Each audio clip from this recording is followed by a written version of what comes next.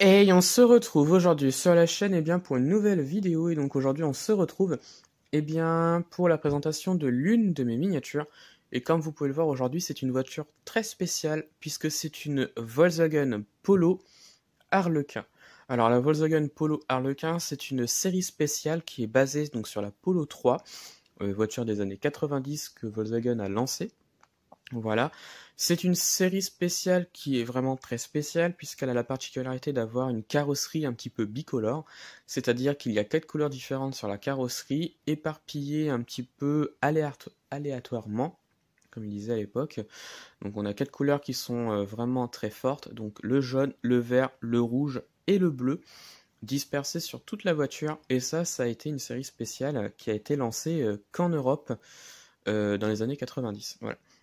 Alors pour son histoire, donc on va revenir un petit peu à l'époque. Donc on est en 1995. La Volkswagen Polo Harlequin apparaît. Et pourquoi elle apparaît? Bah tout simplement, alors c'est vraiment tout bête.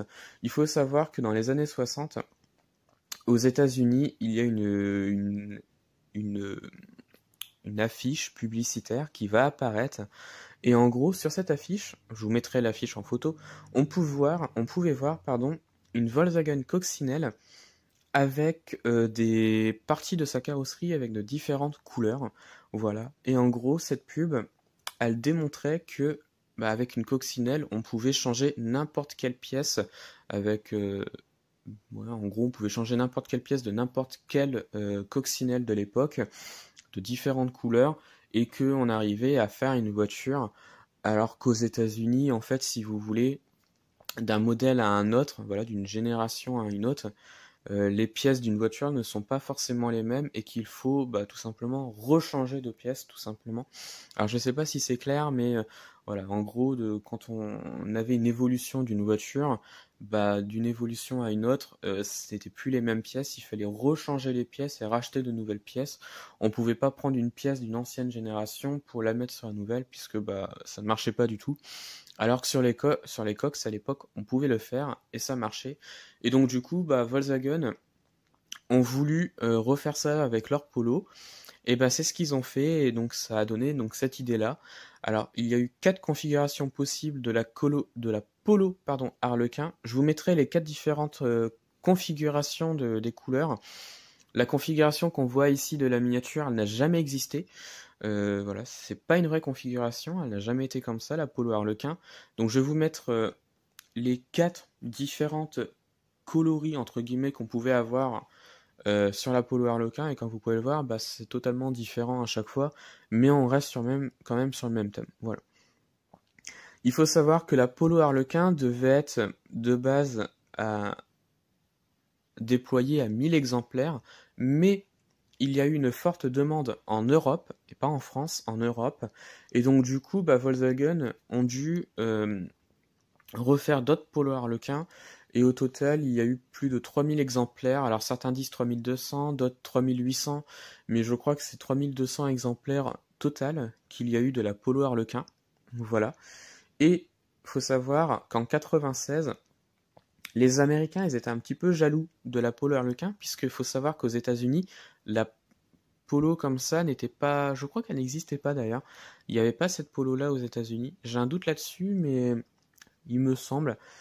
Et donc du coup, ils étaient un petit peu jaloux. Enfin, en tout cas, ils n'avaient pas la Polo Harlequin. C'est ça que je veux dire. Ils n'avaient pas la Polo Harlequin. Et donc du coup, ils étaient un tout petit peu jaloux. Et donc du coup, ils ont fait la Golf Harlequin, qui pareil reste vraiment dans le même thème, c'est-à-dire une carrosserie bicolore, qui n'a pas été beaucoup produite. Il n'y a pas eu beaucoup d'exemplaires. Je crois qu'il n'y en a eu que 275 exemplaires qui seront vendus. Et c'est assez rare une Golf Harlequin. Elle s'était basée sur une Golf GL et il n'y en a pas eu beaucoup. Et en Europe, elle n'a jamais apparu. Voilà, elle n'est jamais apparue.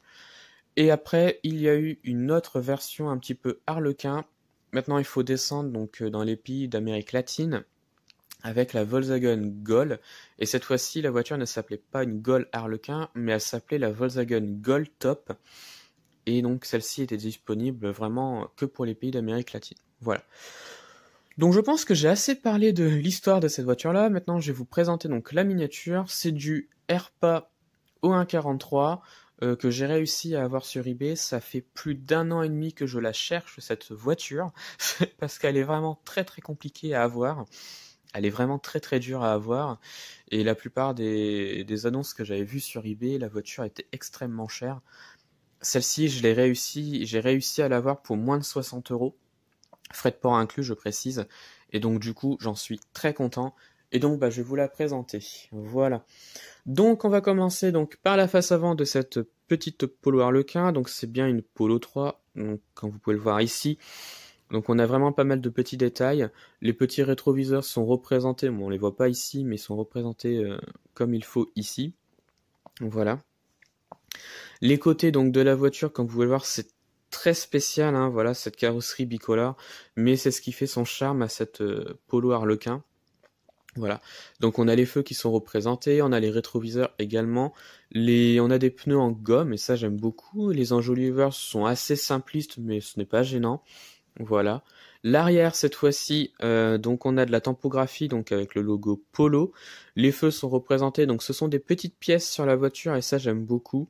On a vraiment pas mal de petits détails. On a également le logo Volkswagen qui est représenté. Voilà. L'autre côté du véhicule, cette fois-ci, donc encore plein de petits détails. On voit vraiment cette carrosserie bicolore qui est vraiment très très présente. Et ça, j'aime beaucoup.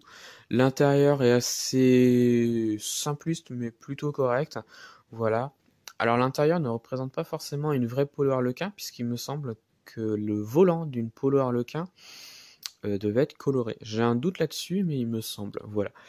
Et enfin, donc, le dessous, il n'y a pas grand-chose. Donc, on a juste marqué Volkswagen Polo. Alors, je ne sais pas si on va voir quelque chose à la vidéo. Et on a donc le logo du fabricant, donc Airpa. Alors on voit que dalle, je suis désolé. Voilà, mais le dessous est assez simpliste, mais je m'en fous, puisque c'est la voiture qui m'intéresse. Et donc bah, j'en suis plutôt content. Et donc j'ai eu la boîte, qui a un petit peu morflé, je l'avoue. Mais en même temps, la voiture, je pense qu'elle a du vécu.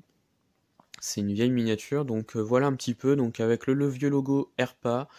Donc c'est un vieux fabricant qui je crois n'existe plus aujourd'hui. Et donc voilà, je suis très content. Et bon, la boîte elle est assez classique, hein, mais elle est là et j'en suis plutôt content. Donc voilà, et bien ça va être la fin de cette vidéo. Alors dites-moi ce que vous en avez pensé donc de la miniature et de la vidéo. Retrouvez-moi sur la chaîne pour d'autres vidéos et retrouvez-moi sur Instagram et Facebook, le compte Petite Voiture.